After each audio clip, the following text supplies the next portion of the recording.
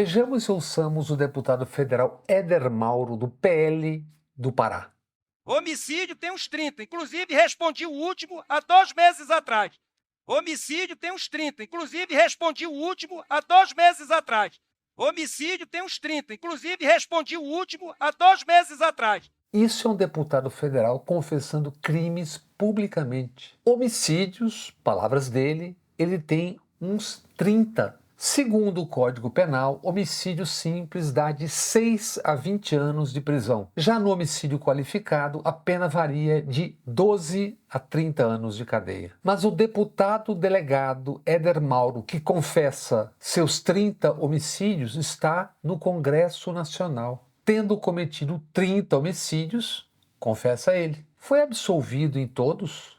Se sim, é impressionante, quiçá um recorde. Nem Tex Willer e Kit Carson têm justificativa legal para todos seus homicídios. O delegado deputado Éder Mauro segue solto com seus 30 homicídios. É um feito de tirar o chapéu ou de cair a peruca.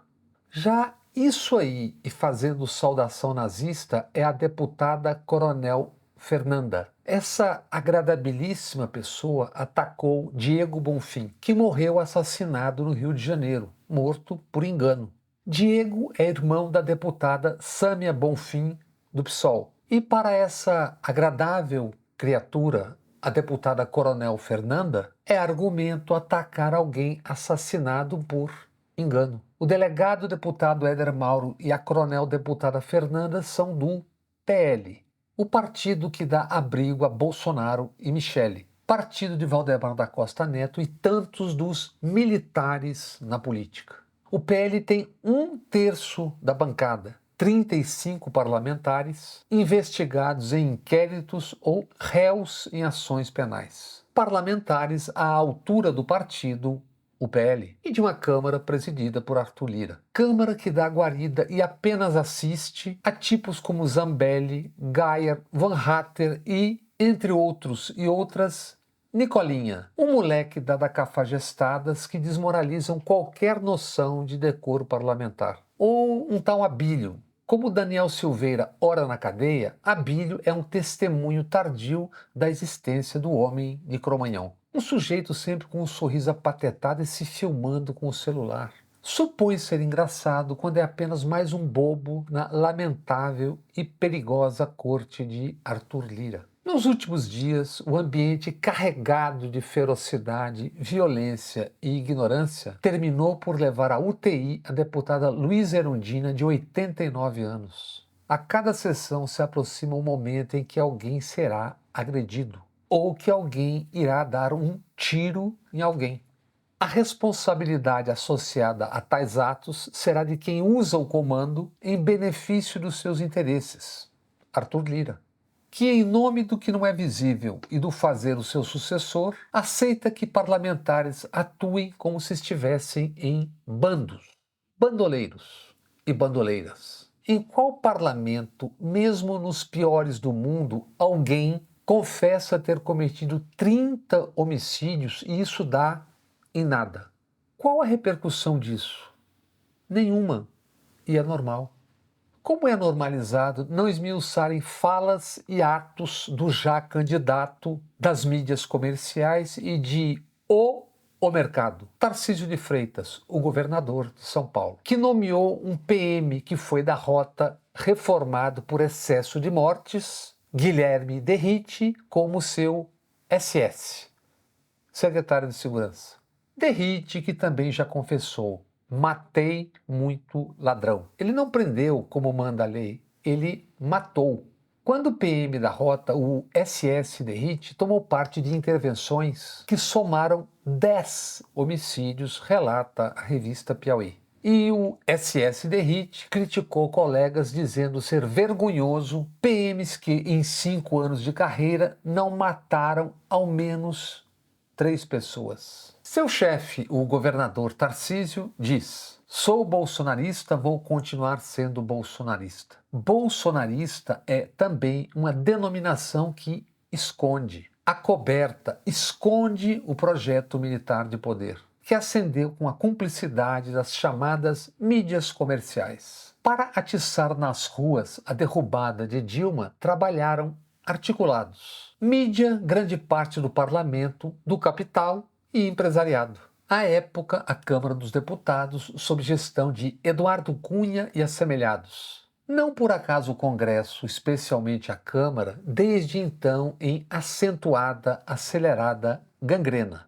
E na semana passada foi confirmado o aqui exposto por anos.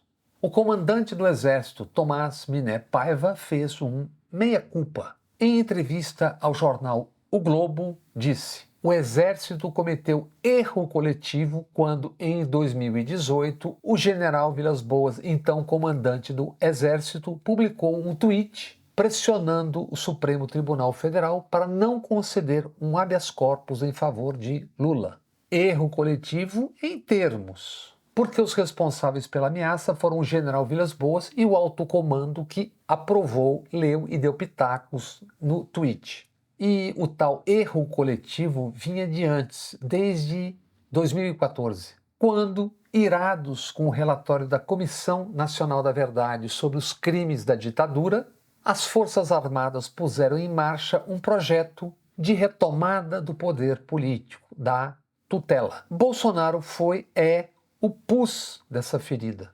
E foi na Academia Militar das Agulhas Negras, a maior do país, diante de uma centena de jovens oficiais, que foi lançada a candidatura de Bolsonaro à presidência da República. Isso a 29 de novembro de 2014, quando o hoje comandante do Exército, Tomás Miné Paiva, dirigia a academia, a AMAN. Não se tem notícia de alguém punido por tão grave e bizarro fato. Isso, um erro gravíssimo. E aí, centenas de candidaturas de militares Brasil afora e dezenas de militares eleitos. Militarização e policialização da política são consequências. As polícias militares, além de serem constitucionalmente um braço das Forças Armadas, a cada dia são mais arraigadamente filhotes ideológicos do projeto militar de poder. Basta ver a nova aposta, Tarcísio de Freitas, militar da reserva do Exército, criando escolas cívico-militares.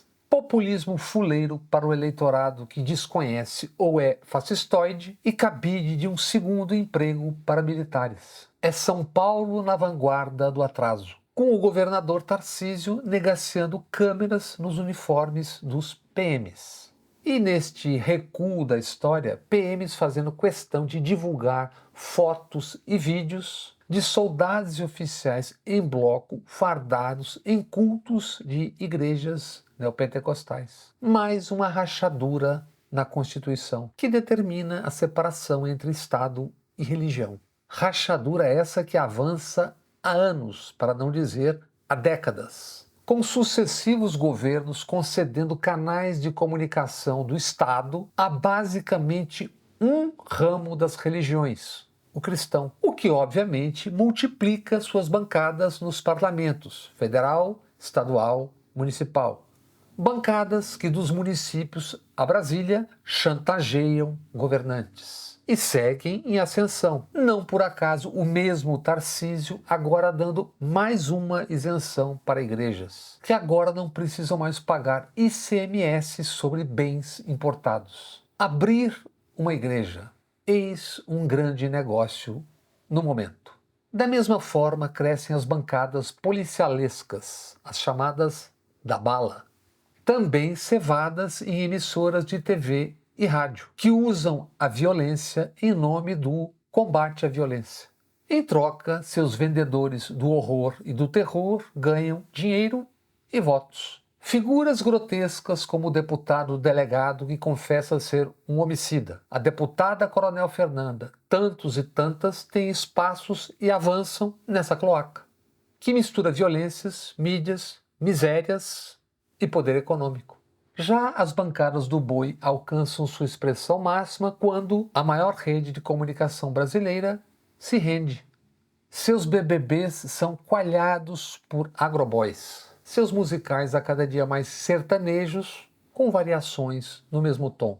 As 3 últimas novelas são sobre o Brasil rural, o do agro.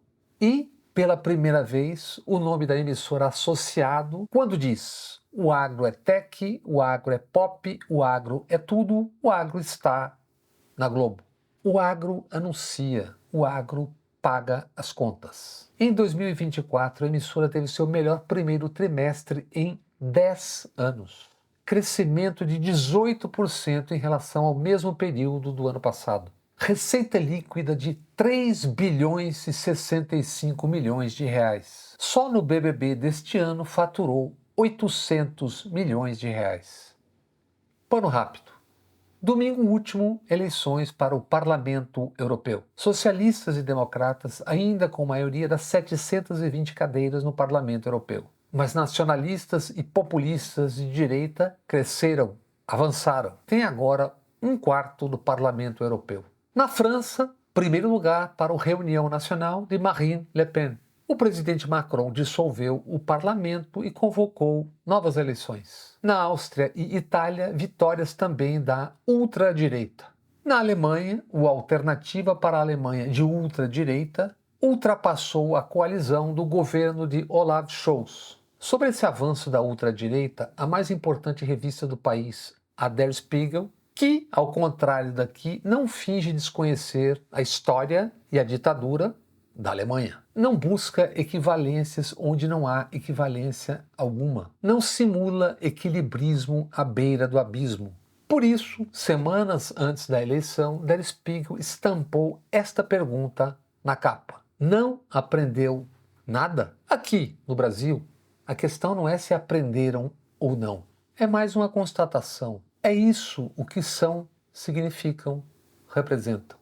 Como diz o líder indígena Ailton Krenak, o Brasil foi e é construído enchendo cemitérios de indígenas africanos e seus descendentes.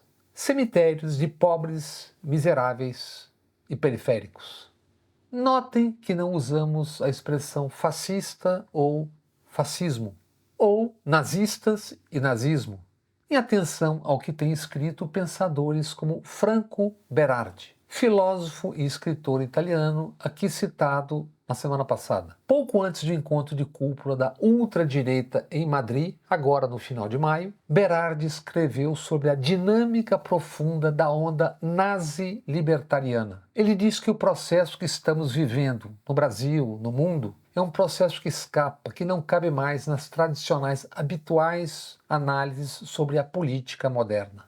Democracia, liberalismo, socialismo, fascismo, etc., já não dão conta de traduzir o que é tudo isso.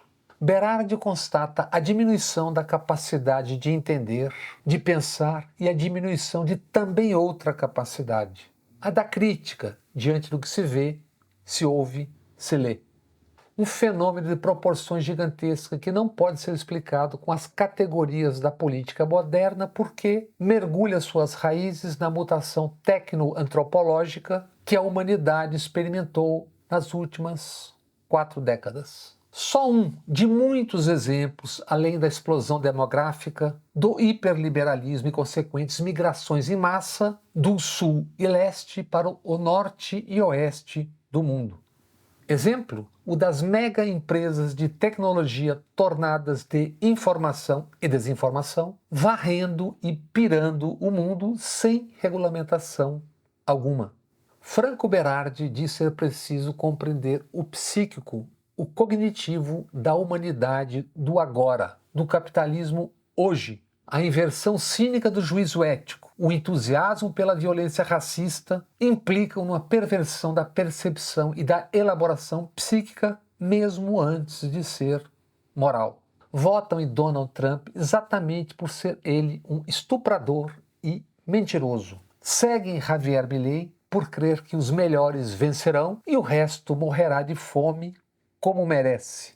Apoiam Netanyahu, diz Berardi, precisamente porque ele pratica o genocídio, compensando profunda e inconfessável necessidade de reparação dos descendentes das vítimas de um genocídio passado. Pedem ditadura e volta dos militares. Apoiam uma família ligada a milícias e que não tem como explicar a origem dos seus vastos e já milionários bens. Isso, diz Berardi, é uma porção do Anthropos 2.0, uma porção da humanidade do agora, do há pouco e do hoje. No Parlamento do Brasil, um deputado confessa 30 homicídios. E fica tudo por isso mesmo. Uma deputada usa um médico morto por engano e por assassinos como argumento para agredir a irmã do morto, que é também deputada, colega no parlamento. E a deputada agressora fardada ainda faz a saudação nazista. Este e outras deputadas e o comando do parlamento são a mais exata tradução de uma força disruptiva, de ruptura. É o brutalismo supremacista como fundamento da vida em sociedade. É uma doença social que está além, que já não cabe nas definições sobre fascismo, totalitarismo, nazismo.